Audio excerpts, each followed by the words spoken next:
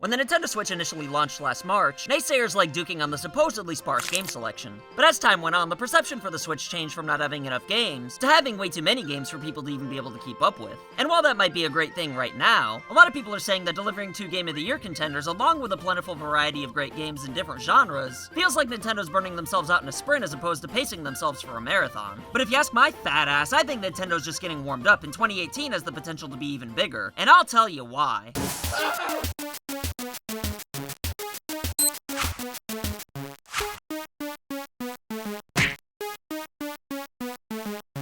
Alright, so the very first batch of Switch games saw the must-have Breath of the Wild, but beyond that, only a handful of games that were good, but by no means system sellers. A little bit after that, we got Mario Kart 8, which had negative Nancy's peeing on Nintendo via the internet for the same reasons they were peeing on Breath of the Wild. They were both originally Wii U games.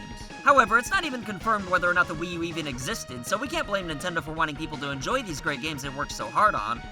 Hard on. And if you haven't played it, then it's new to you, which is the case for most Switch owners. A few months later, the Switch got ARMS and Splatoon 2, which in addition to a few other games, plus some really cool indie content, this is a pretty decent library for a 4-month-old console.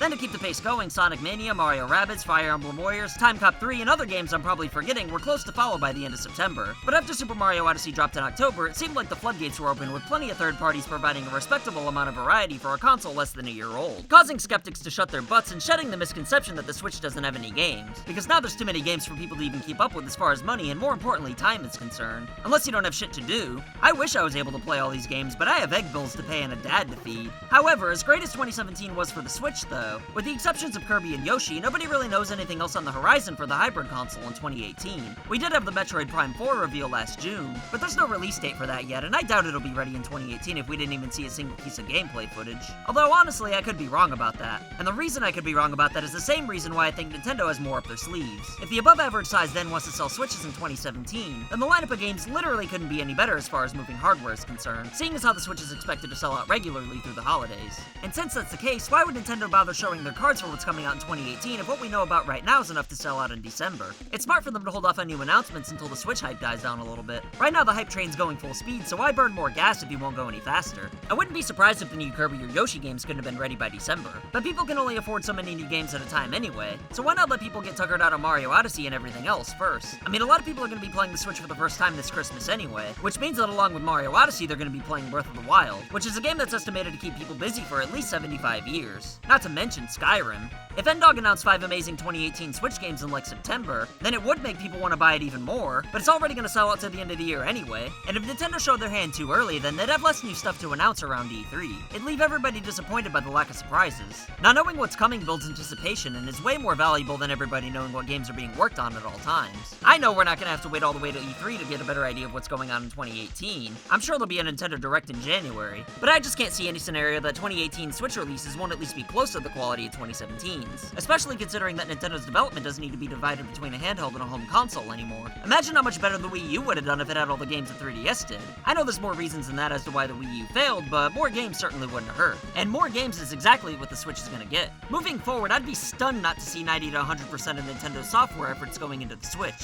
And that of course would mean great things to come for the hybrid console. With Breath of the Wild and Mario Odyssey both being 2017 games, it's hard to imagine Nintendo to have 2018 even be comparable. But if you think about it, the N-Boys still have a lot left in the tank. Like I said, Metroid Prime 4 seems unlikely, and I doubt we'll get a new Mario Kart for the Switch anytime soon since we just got a port of Mario Kart 8 from the Wii U. And honestly, I don't mind waiting a little longer since 8's doing just fine right now. I'd rather the Switch's library have a little more diversity instead. Pokemon Switch in 2018 is a possibility if the next game in the series is just going to be the tried and true formula of continuing the 8th generation in a new region. Ultra Sun and Moon just came out, so Game Freak might be tuckered out, but the maps in those games are more or less the same as the previous, so other than the story and some minor things here and there, the game was probably relatively easy to make. So if Game Freak's been working on a standard sequel taking place in a new region with new Pokemon ever since regular Sun and Moon were finished, like I'd assume they are, then it is possible to see Pokemon on the Switch in 2018. But the Pokemon Company announced these games a day after everybody shat all over the underwhelming announcements from the day before. Tsunekazu Ishihara said it may take more than a year though, which means that Pokemon on the Switch could be out by next Crimbus.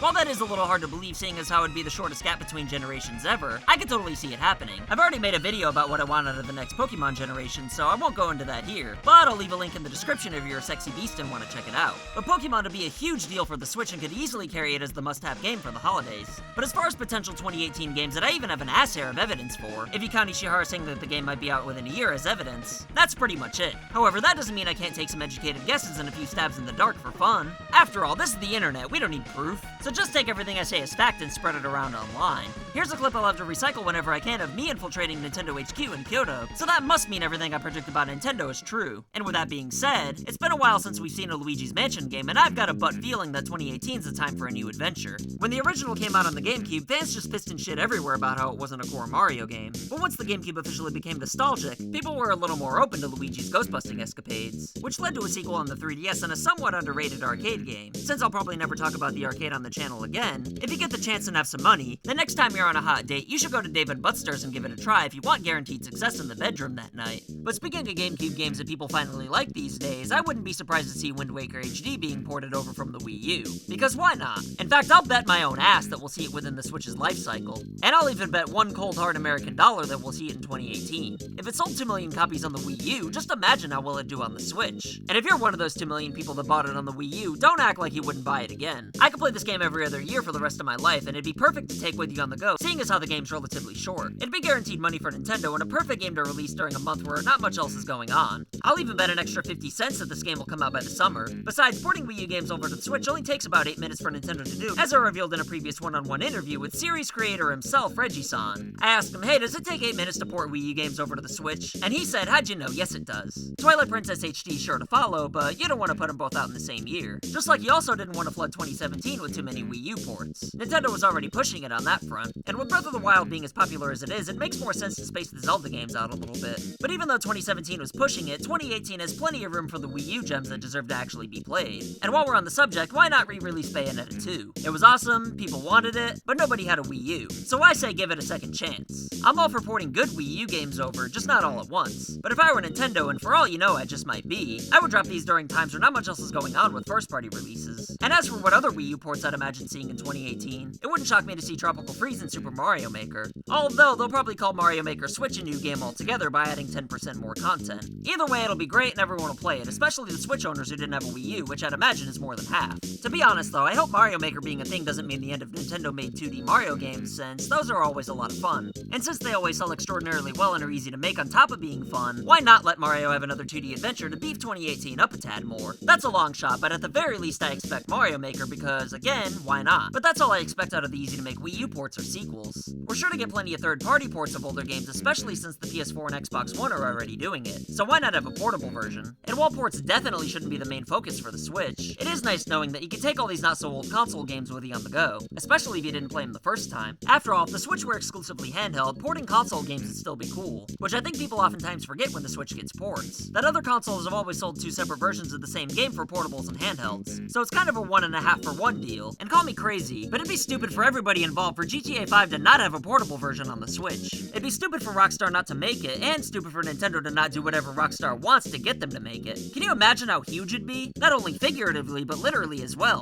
The download would be ridiculous. But this game alone would make buying an SD card worth it. And the game was originally on the PS3 and 360, so it's definitely possible to port over to the Switch. And I don't think it'd be pushing things too much further to include features that the newer versions have, like the first-person view. It might all depend on the success of L.A. Noire, though. I had some concerns about that game doing well at first, and while I have no idea what the numbers are, there's a good amount of people on my friends list that seem to be playing the Switch version. So I'm optimistic that it's at least doing well enough to justify more Rockstar games on the console. And whether or not we see GTA 5 on the Switch in 2018, I'm hoping we at least see something from Rockstar. But enough talk about ports, because while I enjoy and support them, the Switch would be lame as frig if that's all it was. And I expect 2018 to have plenty of new content. I mean, when was the last time we saw a new core Fire Emblem game? Well, yeah, I know when it was, but this series is more popular now than ever before, so it wouldn't surprise me to see a new installment in 2018, which is great because I always stress that a console can never have too much variety in its library, and the Switch definitely needs some marriage simulation games.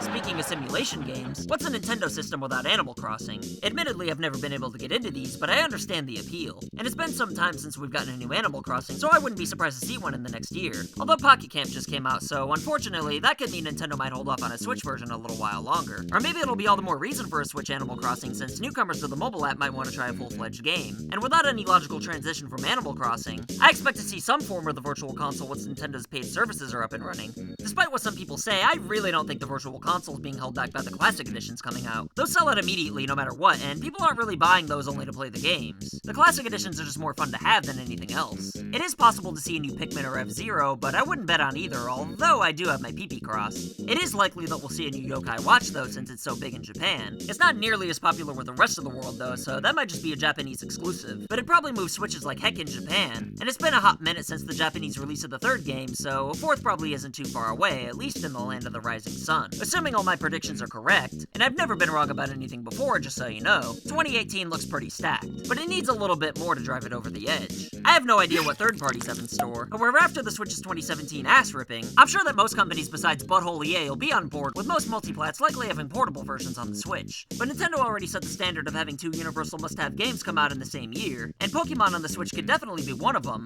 but there at least needs to be one more major first-party game from Nintendo. A wild card I really don't expect but think is still possible would be a brand new 2D Zelda game. Breath of the Wild was amazing, and a Wind Waker HD port would be as well, but most Zelda fans will always have a desire for the good old top-down perspective. Like I said, it's a wild card and I'm not predicting it or basing it off any merit at all, but wouldn't it be awesome? And I mean, it might happen. A boy can dream anyway. Whether or not that dream comes true, let alone in 2018, remains to be seen. However, the big Switch game I can't not see coming out in 2018 is Smash Bros. 5. I mean, we're about due for it, right? Well, maybe not, but Melee came out 2 years after Smash 1, so who cares? A 4-year gap's long enough, and it makes sense to base 2018 around this game, because after 4 years, it's gotta be relatively easy to make, seeing as how the foundation's already there, and you only need to add characters, stages, modes, trophies, and, well, there is a lot to do. But 4 years is long enough if N-Dog wants to make a AAA game that'll sell Switches out the ass for next year. Pokemon's not definitely coming out next year, but assuming it is, not everybody's gonna want it. So if you're Nintendo, why not cover more bases? Other than this authentic leaked footage confirming that Nintendo is at least working on Smash 5, there's no proof that it'll be ready within the next year. But I feel pretty confident that Smash Bros will be out for the Switch in 2018 based on the fact that Nintendo needs something big. And this is the only thing I can imagine they'd have ready besides Pokemon, which also might not even be ready. We might see a new must-have IP altogether, but that's impossible to predict even with my inside info.